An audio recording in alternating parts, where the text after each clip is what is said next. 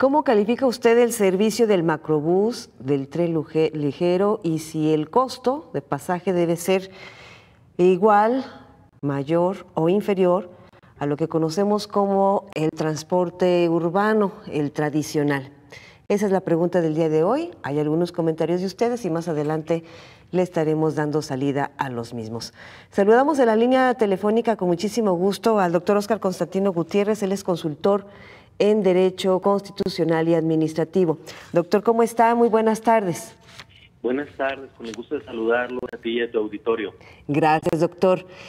Platicábamos hace unos días de qué se puede hacer en torno a este problema y decíamos, esta película ya se había visto. Y hace una sugerencia que me parece interesante y que debe de estar, sobre todo, es aventar la pelotita, si me permite el término, al Poder Legislativo. Pero platíquele a nuestra audiencia, doctor, ¿cómo ve este panorama? Sí, como comentábamos, esta película ya la vimos, pero igual que en las buenas secuelas, hay condiciones en este momento más favorables que cuando en su momento el entonces Tribunal Administrativo del Estado, el Tribunal de Justicia Administrativa, tomó la decisión de suspender el aumento de la tarifa del transporte público con efectos para toda la población. ¿Cuáles son estas ventajas que en ese momento no estaban? Bueno, hay que mencionar que la Ley de Justicia Administrativa del Estado de Jalisco tiene un artículo hermosísimo. De hecho, no existe esta disposición en otras leyes de justicia administrativa del país, que señala, comento para quien lo quiera consultar, en el artículo 75, fracción tercera de la Ley de Justicia Administrativa, que dice que una de las causas de nulidad de un acto administrativo es la violación o restricción de un derecho público subjetivo previsto en la Constitución del Estado o en leyes administrativas cuando afecte sustancialmente el sentido del acto que se está reclamando. Bien, ¿cuál es la novedad? Bueno, en nuestro artículo 4 de la Constitución Política del Estado de Jalisco se señala que se reconocen una serie de derechos humanos, menciona los que están previstos en la Convención Americana sobre Derechos Humanos, y termina diciendo el segundo párrafo del artículo 4 de la Constitución del Estado, atendiendo al principio del mínimo vital, consistente en el eje de planeación democrático por el cual el Estado deberá de crear las condiciones para que toda persona pueda llevar a cabo su proyecto de vida.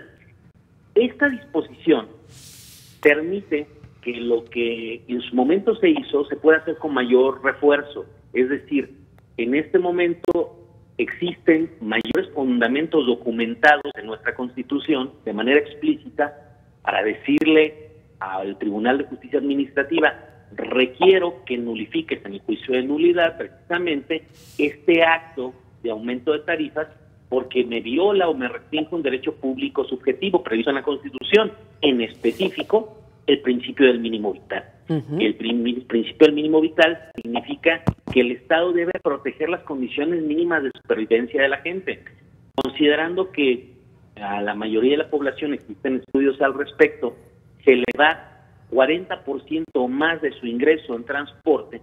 Resulta claro que un aumento de la tarifa violenta este principio constitucional. Así es. Doctor, nada más como contexto, decirle a nuestra audiencia que en el 2012 se acudió al Tribunal Administrativo para precisamente hacer una solicitud de suspensión, y esta procedió porque acudieron un grupo de diputados como representantes populares, y esto procedió precisamente con esta mínima vital que tiene que ver con derechos humanos. En efecto, en ese momento los que promovieron llegaron primeramente como ciudadanos, después fueron diputados, y al momento de ser diputados solicitaron que se ampliara la protección. Y como son diputados y son representantes de la población, existía el refuerzo para que el efecto de la suspensión en este juicio de nulidad no solo fuera a unas determinadas personas, sino a toda la comunidad. De hecho, la sugerencia es que si se pretende nulificar este aumento de tarifa del transporte, se siga la misma ruta, que representantes populares, que diputados acudan a la justicia administrativa, invoquen la violación del principio del mínimo vital y soliciten una suspensión general. Una suspensión general del aumento de la tarifa para que, en primer lugar, bueno, a partir del momento que se solicite y sea decretada por el magistrado que atienda el asunto, deje de estar en funcionamiento, esta tarifa se suspenda, pero además para solicitar la nulidad a la hora que se dicta la sentencia. Oiga, doctor, por lo que hemos escuchado, las reacciones de algunos integrantes del legislativo, de la bancada de MC está muy clara, no hay paso atrás, digamos, están en apoyo al Ejecutivo.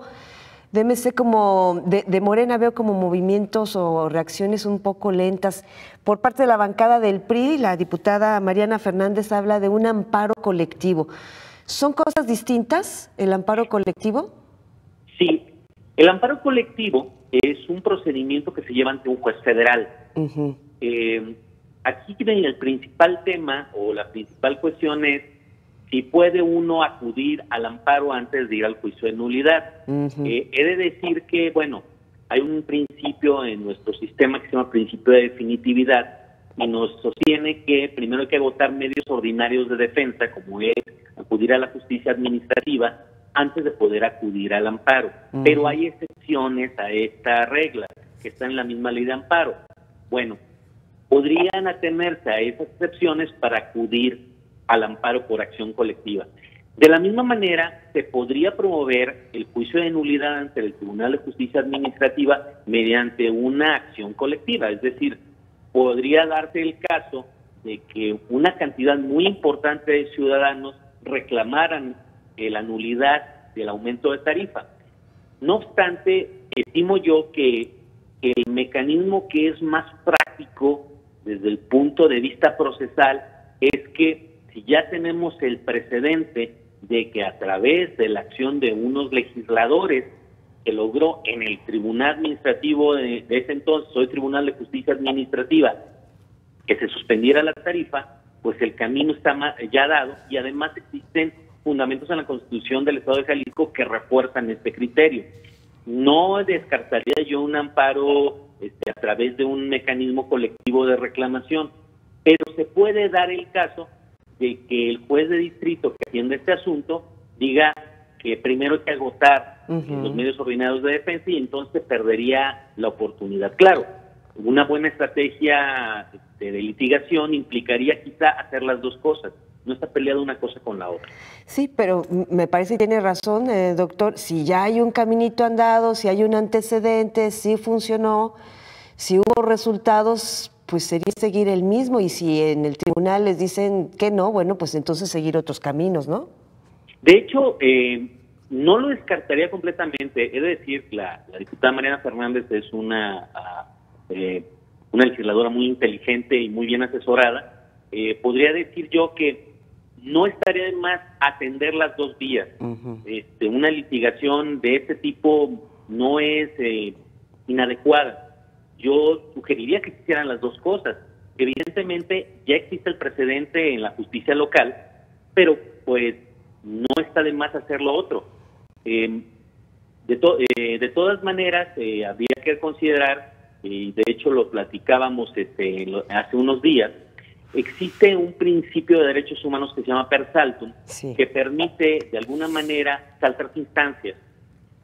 También se podría invocar en dado caso de que nos diéramos cuenta que la justicia administrativa local no está haciendo lo que debe hacer en este caso. Es decir, sí hay un repertorio de herramientas o instrumentales para poder impugnar y en su caso nulificar este aumento de tarifa.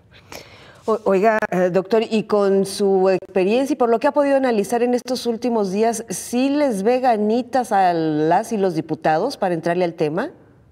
Digamos que en su momento, cuando esto sucedió y se dio la suspensión con el término técnico con efectos erga omnes, así se dice, pues hubo un activismo más vehemente, hubo un movimiento más intenso de los actores políticos para hacer esto. No creo que se esté fuera de tiempo, pero bueno, desafortunadamente, y esto más que de derecho, tiene que ver con política pura, los incentivos que tienen a veces los grupos para ir a impugnar cosas, pues tienen que ver con los actores reales de poder. Me queda claro que, bueno, la integración de la legislatura actual es muy distinta de la que había en ese momento y pues los reclamos son de otra índole. Pero las herramientas jurídicas ahí están. De hecho, yo no descartaría que a lo mejor alguna organización de corte social, de la sociedad civil, emprendiera una acción colectiva, incluso en la justicia administrativa local. Sí, porque este incremento es brutal, estamos hablando de un 35%, lo que daña o afectaría de manera terrible a un gran porcentaje de la población en Jalisco. Cuando ocurrió lo del 2012 era de 6 a 7 pesos el incremento y estamos hablando de 7 a 9.50. De hecho, voy a hacer una pequeña referencia teórica, pero es importante.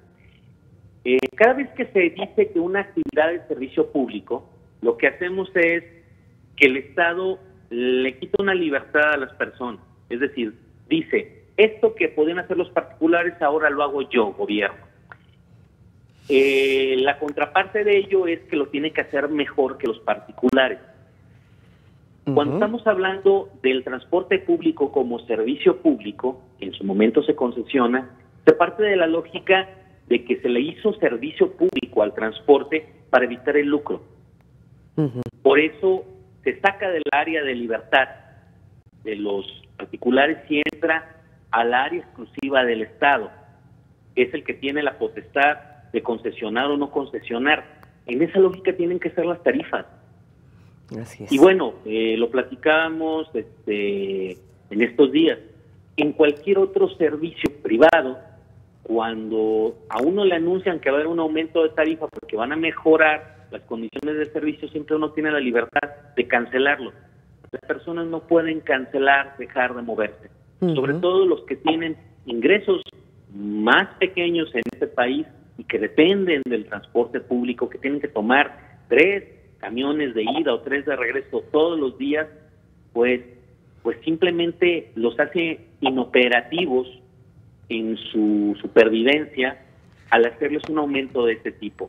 La razón de ser del servicio público es que se evite el negocio lucrativo respecto a ciertas actividades. No significa que tengan que estar en números rojos, pueden estar equilibradas, pero deja de ser un lucro y eso se tiene que tener presente. Así es.